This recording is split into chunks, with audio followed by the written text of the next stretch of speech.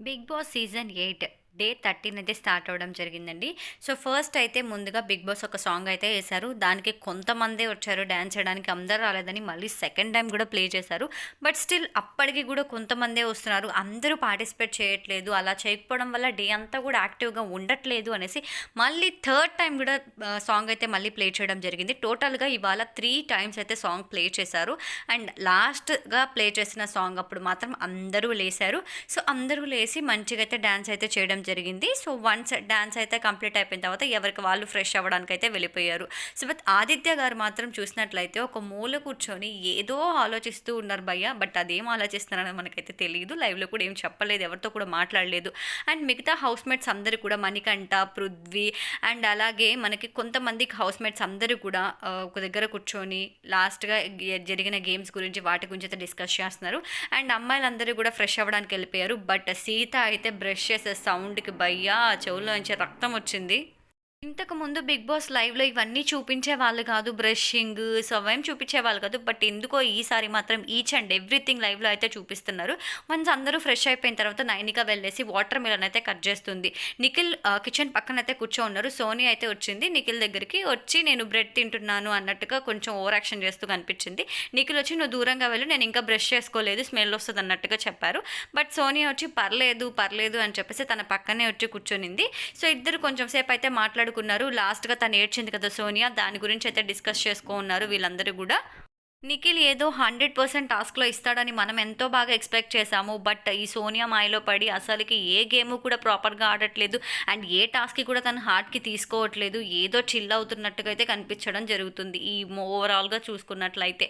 So, and అలాగే once తర్వాత ఈ డిస్కషన్ అంతా అయిపోయిన తర్వాత ఇద్దరు బయట కూర్చున్నారు. ఒకరు చేతిలో ఇంకొకరు చెయ్యేసుకొని కూర్చొని కళ్ళల్లో కళ్ళు పెట్టుకొని చూసుకొని మాట్లాడుకుంటూ ఉన్నారు.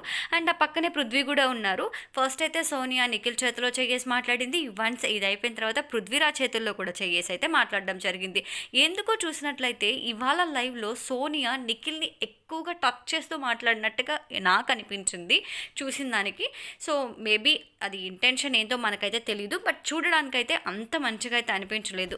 అండ్ నోబెల్ అండ్ అలాగే మణికంఠ కొంచెం సేపు వాళ్ళ చైల్డ్‌హుడ్ మెమరీస్‌ని అయితే షేర్ చేసుకున్నారు. వాళ్ళు ఎలా స్కూల్‌కి వెళ్ళేవాళ్ళు, ఎలా రెడీ అయ్యి వెళ్ళేవాళ్ళు.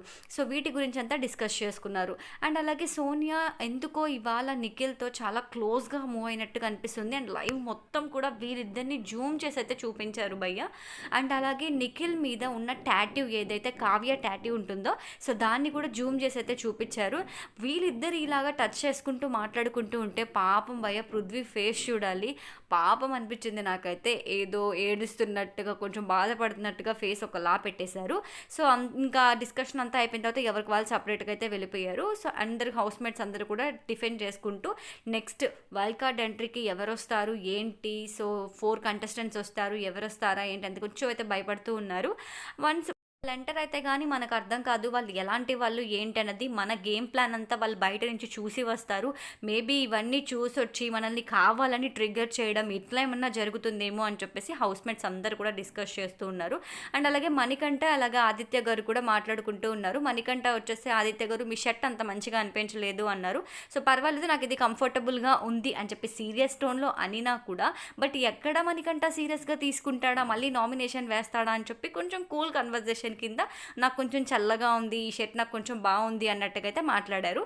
అండ్ అలాగే యష్మి అలాగే మణికంఠ వైల్డ్ కార్డ్‌లో ఎవరొస్తారో ఏంటో నాకు భయమేస్తుంది. నేను వాళ్ళని అర్థం చేసుకోవడానికి ఇంకెంత టైం పడుతుందో, నాకు మీతో మింగిల్ అవ్వడానికే 2 వీక్స్ పట్టింది.